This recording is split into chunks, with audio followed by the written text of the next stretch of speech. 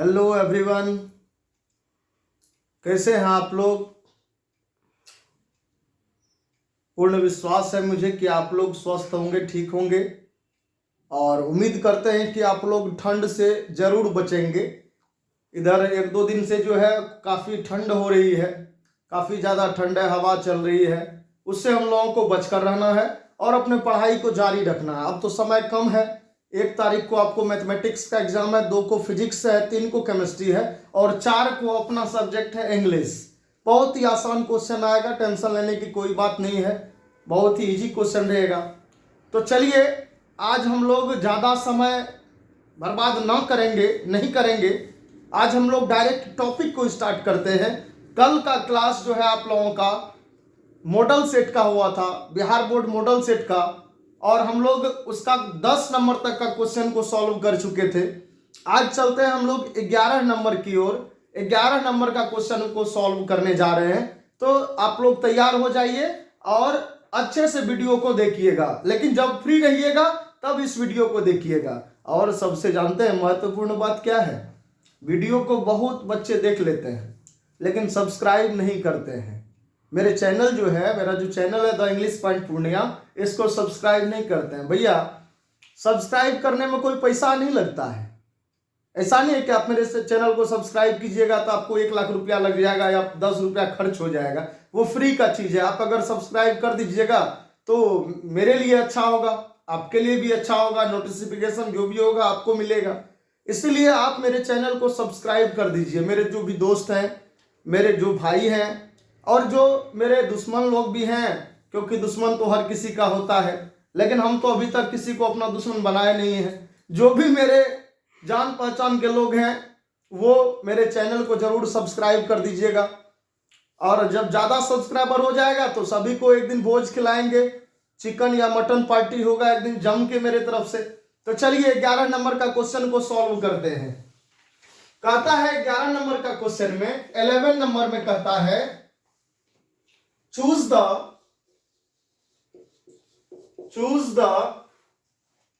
Correctly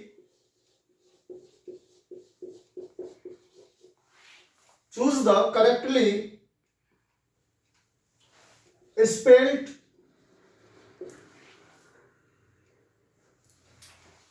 word.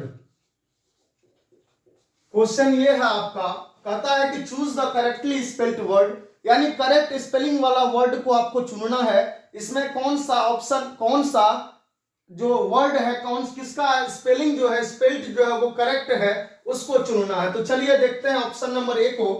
Option number A में कहता है commit, COMIT, commit. Option number B है आपका commit, COMMIT, commit. Option number C है आपका commit.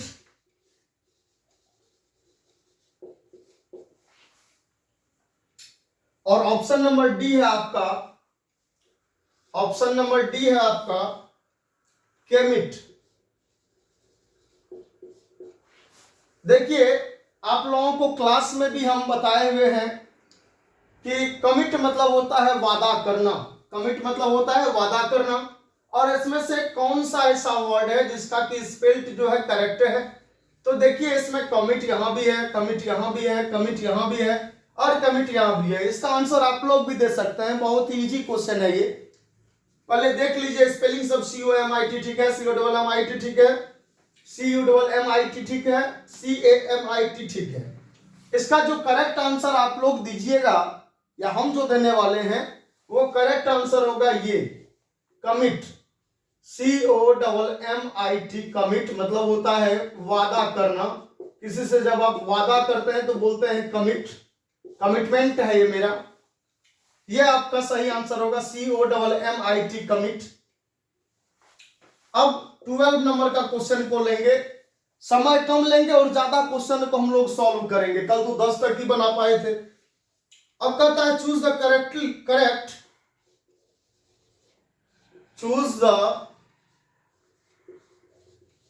Correct synonym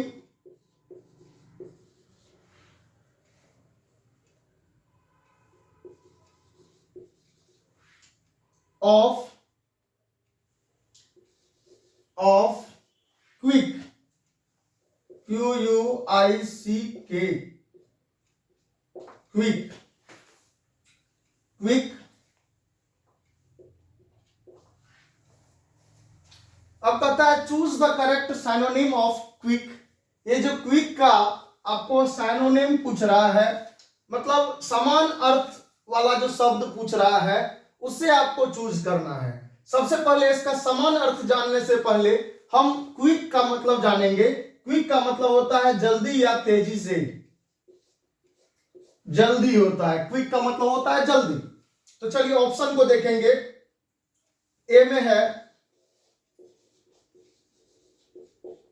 rapid, B में है रेयरली, सी में है एंडलेस और डी में है सबमिट। ये चार ऑप्शन है। कहता है choose the correct synonym of quick. Quick का जो है साइनोनिम चूज करना है, समानार्थक शब्द चूज करना है। तो देखिए इसमें से आपको पहले रैपिड को देखते हैं। रैपिड मतलब होता है जल्दी या तेजी से, रैपिड मतलब भी होता है, तो इसको हम अभी अपने हाथ में रखते हैं। रेयरली मतलब होता है मुश्किल से, इंडलेस मतलब होता है जो कभी खत्म ना हो, और सबमिट मतलब होता है जमा करना। कोई चीज को जब जमा करते हैं तो बोलते हैं सबमिट कर दो। तो यहाँ क्विक का जो आंसर होगा वो रैपिड होगा। आप लोग साइनोनिम अच्छे से पढ़िएगा, उसको अच्छे से याद कीजिएगा। अब क्वेश्चन नंबर 13 को देखिए क्या कहता है। Give one word substitution for, give one word substitution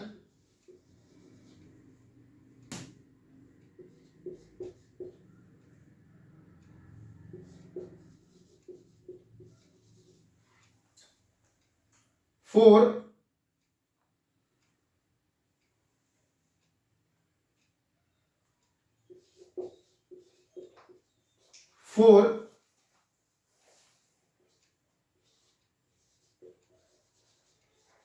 science of the life of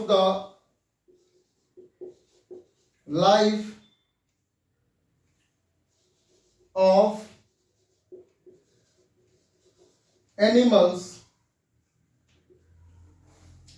अब आपको कहता है give one word substitution for, एक शब्द आपको चूज करना है इस सेंटेंस के लिए कि सेंटेंस, ये जो सेंटेंस दिया हुआ है science of the life of animals, हम लोग जो एनिमल्स के जीवन के बारे में, एनिमल्स के लाइफ के बारे में जो अध्ययन करते हैं वो साइंस क्या कहलाता है। चलिए ऑप्शन को देखेंगे। पहले ऑप्शन है आपका ए में बॉटनी,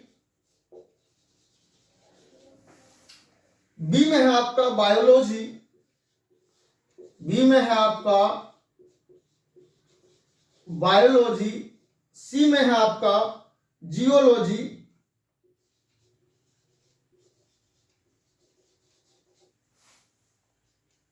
और डी में है आपका जूलॉजी। डी में है आपका जूलॉजी।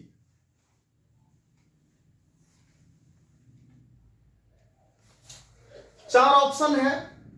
कहता है कि science of the life of animals, यानी हम लोग जिस विज्ञान में एनिमल्स के लाइफ के बारे में अध्ययन करते हैं उसे कौन सा साइंस कहा जाता है। बोटेनी कहा जाता है, या बायोलॉजी कहा जाता है, या जियोलॉजी कहा जाता है, या जूलॉजी कहा जाता है। ये चार ही ऑप्शन दिया हुआ, एक बोटेनी है, दूसरा बायोलॉजी है, और तीसरा है जियोलॉजी, और चौथा है जूलॉजी।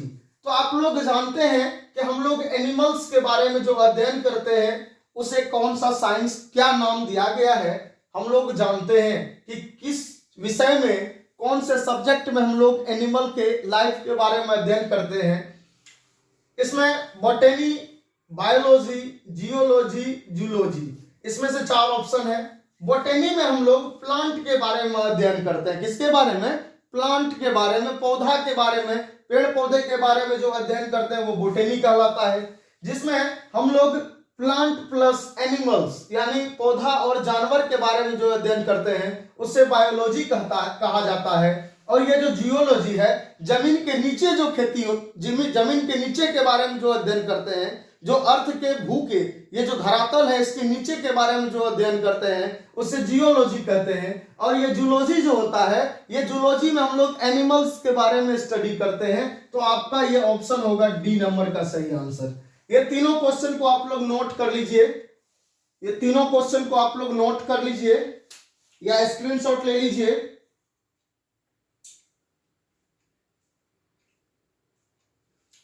ले ही लिए होंगे आप लोग, फिर से समझ लीजिए। Choose the correctly spelled word, हम लोगों को करेक्टली स्पेल्ड वर्ड चूज करना है, चुनना है। पहला है कमिट, फिर दूसरा है कमिट, सी में भी है कमिट और डी में भी है कमिट। तो बताइए इसमें से सही जो ऑप्शन होगा जिसका कि सुटेबल हिंदी मीनिंग आएगा वो होगा कमिट, COMMIT यानी वादा करना, कमिट मतलब B number. Choose the correct synonym of quick, हमको क्विक का सिनोनिम जो है करेक्ट यूज करना है जो कि सही हो। तो हम लोगों ने रैपिड के बारे में जाना कि रैपिड मतलब भी होता है तेजी से या जल्दी से, रेयरली मतलब मुश्किल से, एंडलेस मतलब जो कभी खत्म ना हो, सबमिट मतलब कोई चीज को जब सबमिट करते हैं तो सबमिट कहते हैं। और उसके बाद फिर इसीलिए इसका 12 का आंसर होगा आपका क्विक का सिनोनिम होगा रैपिड। रैपिड मतलब भी होता है जल्दी से यानी तेजी से। अब उसके बाद 13 number, give one word substitution for, इस ये जो वाक्य है science of the life of animals, वैसे साइंस जिसमें हम लोग एनिमल के लाइफ के बारे में अध्ययन करते हैं उसका आंसर आपको देना है। तो बोटेनी में मैंने क्या बताया, बोटेनी में हम लोग प्लांट के बारे में अध्ययन करते हैं तो यह ऑप्शन नहीं होगा क्योंकि एनिमल्स के बारे में पूछा जा रहा है। बायोलॉजी में हम लोग प्लांट और एनिमल दोनों के बारे में अध्ययन करते हैं इसलिए बायोलॉजी भी नहीं होगा। जियोलॉजी में जमीन के नीचे का जो अध्ययन होता है उसमें जूलॉजी को लिखते हैं, जियोलॉजी पढ़ते हैं उसको। जियोलॉजी में हम लोग जमीन के नीचे की बात को पढ़ते हैं, जमीन के नीचे कोई भी अगर अध्ययन होता है उसके नीचे का अध्ययन को जियोलॉजी कहा जाता है। और जूलॉजी में हम लोग एनिमल के लाइफ के बारे में अध्ययन करते हैं, इसीलिए आपका 13 का आंसर डी होगा। कोई दिक्कत आप लोगों को, कोई दिक्कत नहीं होनी चाहिए। चलिए इससे अब आगे बढ़ते हैं, आगे बढ़ते हैं और देखते हैं 14 नंबर का क्वेश्चन को। क्वेश्चन नंबर 14 को देखेंगे। आप लोग जितना हो सके वीडियो को शेयर कीजिए, वायरल कीजिए इसको, ताकि और भी बच्चे देख सके और भी मेरे भाई बहन देख सके, उनको एग्जाम में कुछ मदद मिल जाएगा। एग्जाम के लिए ही हम आए हुए हैं ताकि एग्जाम में आपको थोड़ी सी मदद मिल सके। और ये ग्रामेटिकल अभी टर्म है, ग्रामर अभी चल रहा है, थोड़ा 1-2 दिन के बाद हम बुक भी लेकर के आएंगे। बुक का क्वेश्चन भी 40 है इसमें, तो वो क्वेश्चन भी आपका बनेगा इसमें। लेकिन आप लोग ध्यान दीजिए, आप लोग मेरे ऊपर भी ध्यान दीजिए, आपका सपोर्ट रहेगा मेरे ऊपर तो जीवन भर आप लोगों को याद करेंगे। क्योंकि आपको पता है कि चाहे वो कोई भी टीचर हो, पूर्णिया हो या पटना हो, कहीं का भी हो, उसमें सपोर्ट ओनली और ओनली स्टूडेंट का रहता है, आप लोगों का सपोर्ट रहता है सभी को। चलिए 14 नंबर का क्वेश्चन को देखेंगे। क्वेश्चन नंबर 14 में नो न्यूज डैश यानी फिल इन द ब्लैंक्स है, खाली जगह है, और उसके बाद है good news.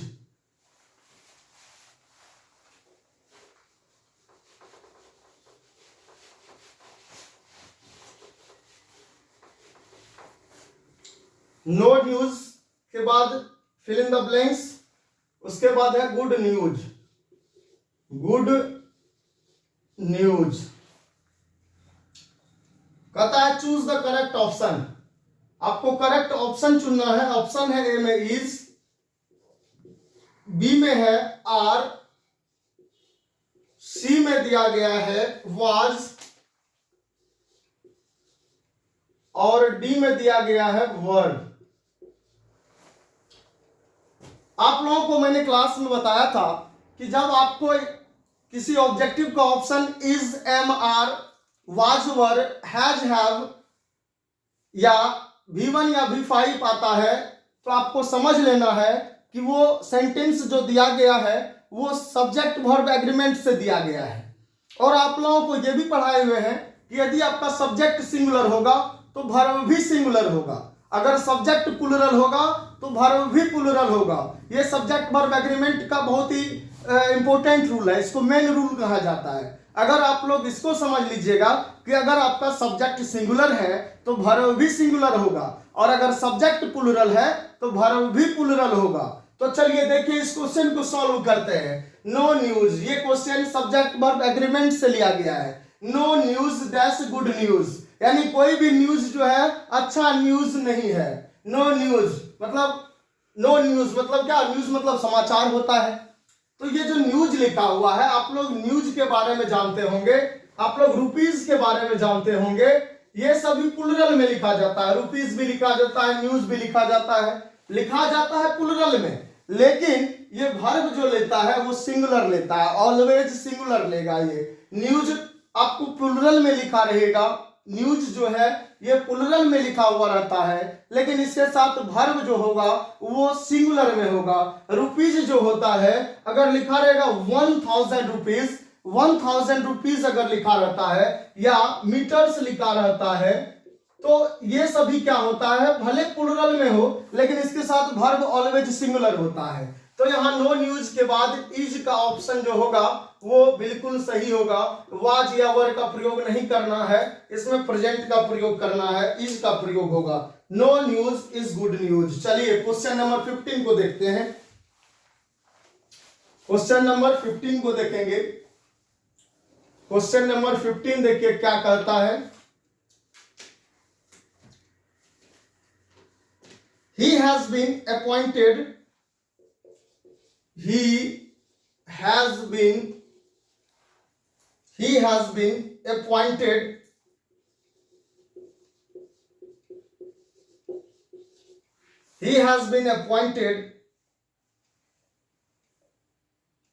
on a temporary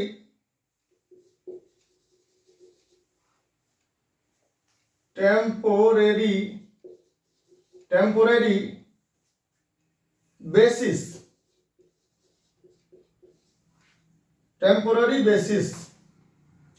temporary के नीचे में अंडरलाइन किया हुआ है।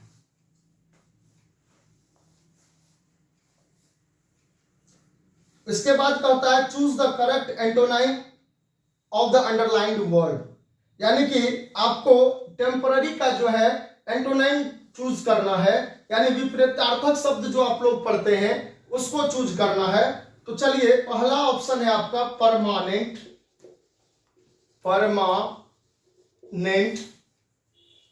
बी में है गैस,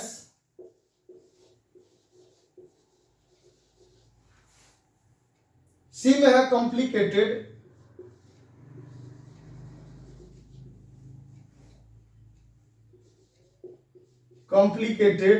और डी में ऑप्शन दिया गया है शॉक। चलिए ये क्वेश्चन को अच्छे से देखिए। ही हैज बीन अपॉइंटेड, उसे अपॉइंटेड किया गया है on a temporary basis, temporary आधार पर।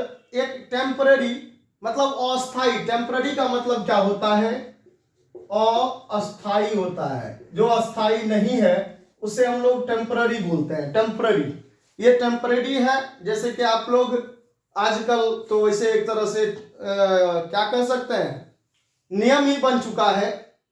आप लोग तो जरूर कोई न कोई मोहब्बत किए होंगे। मोहब्बत तो अक्सर सब किया करते हैं, चाहे हम हो या आप लोग में से कोई हो, लड़का हो या लड़की हो, मोहब्बत तो सब करता है। लेकिन परमानेंट मोहब्बत हर कोई नहीं करता, सब टेम्पररी लव करता है, टेम्पररी मोहब्बत करता है। यानी मोहब्बत करता है अस्थाई, परमानेंट नहीं करता है।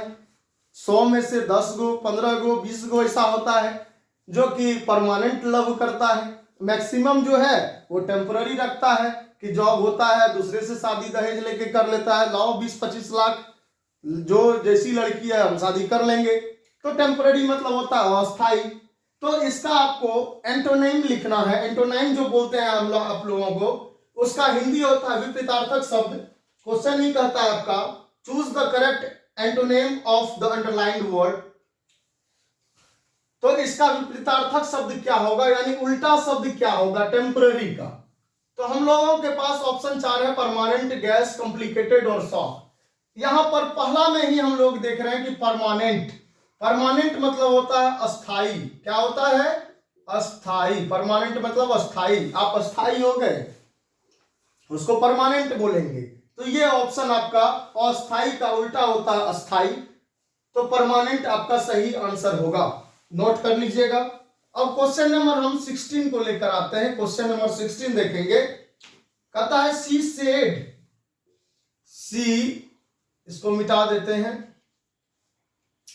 ये क्वेश्चन तो थोड़ा सा बड़ा होने वाला है, इसलिए इसको मिटाना होगा। ऑप्शन भी देख रहे हैं, बड़ा बड़ा है। तो टेम्पररी का अगर एंटोनाइम पूछा जाएगा, विपरीतार्थक शब्द पूछा जाएगा, उल्टा शब्द पूछा जाएगा, तो आप लोग परमानेंट में परमानेंट को चूज कीजिएगा। टेम्पररी मतलब होता है अस्थाई, और इसका आपको परमानेंट सही आंसर होगा। 16 क्वेश्चन नंबर होगा 16। She said, she said inverted comma है। I do not like this, I do not like this. बहुत ही अच्छा क्वेश्चन है, बहुत अच्छा क्वेश्चन है। She said I do not like this, ये आपका डायरेक्ट नरेशन में है। ये आपका she said I do not like this, वह कहती है I do not like this, मैं यह पसंद नहीं करती, मैं इसे पसंद नहीं करती। ये आपका जो सेंटेंस है ये डायरेक्ट नरेशन में है, डायरेक्ट नरेशन का एग्जांपल है। और आपको चूज करना होगा इनडायरेक्ट नरेशन, ये नरेशन का क्वेश्चन है। तो चलिए पहले ऑप्शन को देखते हैं। शी सेड दैट, ए में ऑप्शन है she said that, she did not like that, she did not like that, ये एक ऑप्शन हुआ। She said that, she did not like that. Option number B, she says that, she says that, she does not like this, she does not like this। Option number C को देखेंगे आप लोग एक बार। she says that, she says that,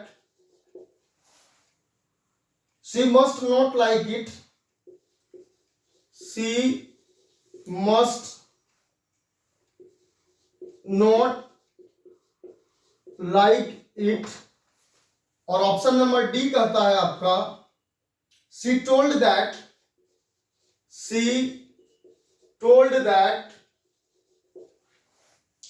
she do not, यहां don't लिखा हुआ है, उसी को हम डू नॉट लिखते हैं, शॉर्ट में है don't like it, like it. She told that, she do not like it.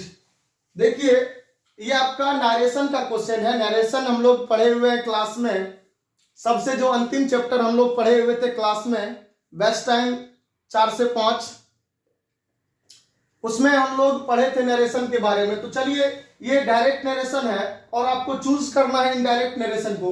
तो 4 ऑप्शन दिया हुआ है, एग्जाम में भी आपको 4 ऑप्शन मिलेगा और इस तरह का क्वेश्चन आपको पूछा जा सकता है। बहुत इंपॉर्टेंट क्वेश्चन है नरेशन से रिलेटेड, तो आसानी से बनाएंगे। शी सेड, वह कहती है, I do not like this, मैं यह पसंद नहीं करती, मैं यह पसंद नहीं करती हूं, आई डू नॉट लाइक दिस। तो यहां पर इसको आसानी से आप सीखिएगा, अच्छे से सीखिएगा। शी सेड तो ठीक है, इसको चेंज करना है, आप लोगों को बताया हुआ, इसको चेंज करके दैट लगाते हैं। तो शी सेड दैट। फिर हम जानते हैं कि ये आई जो है, ये आई आपका, ये आई फर्स्ट पर्सन है। फर्स्ट पर्सन तो 2 ही है, एक आई और एक वी। तो यहां पर फर्स्ट पर्सन आई है, इस आई को हम सब्जेक्ट के अकॉर्डिंग चेंज करते हैं। ये आई चेंज हो जाएगा सब्जेक्ट के अकॉर्डिंग। और नरेशन में ये भी बताएं कि डू जो होता है वो बदल जाता है डिड में। डू बदल जाएगा किस में? डिड में। नोट तो बदलता नहीं है, नोट का नोट ही रहेगा। लाइक भी नहीं बदलता है, लाइक का लाइक ही रहता है। लेकिन दिस जो है ना, ये दिस दैट में बदल जाता है। ये नरेशन का रूल है कि जब हम डायरेक्ट से इनडायरेक्ट करते हैं तो दिस बदलता है दैट में, नाउ बदलता है देन में। सब कुछ लिखा हुआ होगा कॉपी में आपका, आप कॉपी जरूर देखिएगा एक बार। तो सी सेड इन्वर्टेड कोमा चेंज किए दैट। आई को आई फर्स्ट पर्सन है, इसको सब्जेक्ट के अकॉर्डिंग चेंज करेंगे। तो आई को सी से जब हम चेंज करेंगे सी में, तो यहां सी का सी ही आ जाएगा। यहां आई चेंज हो गया सी में, सी हो गया। डू चेंज हो गया डिड में, नोट का नोट हो जाएगा। लाइक का लाइक हो गया, दिस और चेंज हो गया दैट में। ये आपका ऑप्शन है। इसको लेकिन अभी पहले हाथ में रखते हैं, देखते हैं और भी ऐसा कुछ है क्या। She says that she does not, नहीं ये नहीं होगा, क्योंकि यहां पर सी तो चेंज हुआ, आई तो सी में चेंज हुआ, लेकिन डू का डज हुआ और दिस का दिस ही है, ये नहीं होगा। सी सेज दैट, ये भी नहीं होगा। सी मस्ट लगाया हुआ है यहां, डू तो कभी मस्ट में चेंज नहीं होगा। She told that she do not like it, नहीं ये भी नहीं होगा। इसका मतलब मेरा अनुमान सही था और ये आंसर ए ही होगा। आप लोग इसको अच्छे से सीख लीजिए। ये आई सी में चेंज हो गया, डू डिड में बदल गया, नोट का नोट ही रहा, लाइक का लाइक ही रहा, दिस लेकिन दैट में बदल गया। ये नरेशन का रूल है। आप लोग क्लास में पढ़ चुके हैं या नहीं भी पढ़े हैं, जो भी सर के पास पढ़े वो जरूर पढ़ाए होंगे आप लोगों को। चलिए आगे बढ़ते हैं। क्वेश्चन नंबर 17 को लेंगे अब।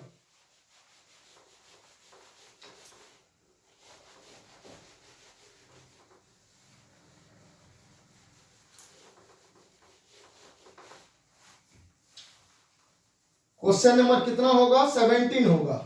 17वां क्वेश्चन को लेते हैं। Choose the correctly spelled word. Choose the correctly spelled word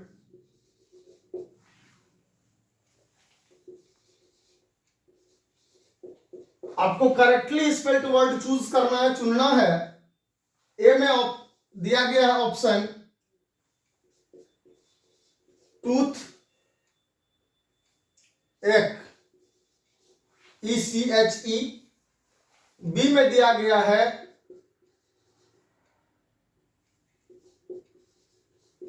टूटेच। सी में दिया गया है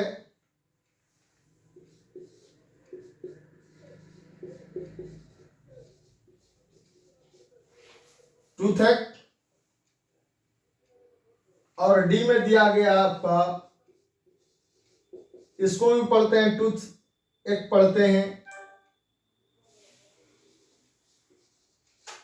देखिए आपके पास चार ऑप्शन है। कहता है ये चारों ऑप्शन में से, चारों वर्ड में से करेक्टली जो सही आपका स्पेल्ड वर्ड होगा उसे आपको चूज करना है। तो इसमें टूथेके है, इसमें टूटेच है, इसमें टूथेके है और इसमें भी टूथेके है। तो आप लोगों को याद होगा ACHE, एक पढ़ते हैं इसको, एक मतलब होता है दर्द, तो स्पेलिंग लेकिन होता है ACHE। तो देखिए दांत में जब दर्द होता है ना तो बोलते हैं टूथेक। ये होगा आपका सही आंसर। ऑप्शन नंबर सी आपका सही होगा, क्योंकि इसका स्पेलिंग बिल्कुल सही दिया हुआ है, बिल्कुल सही है, इसलिए वही आंसर होगा। चलिए 18 नंबर का क्वेश्चन को देखते हैं। 18 नंबर में है N S is fill in the blanks है डल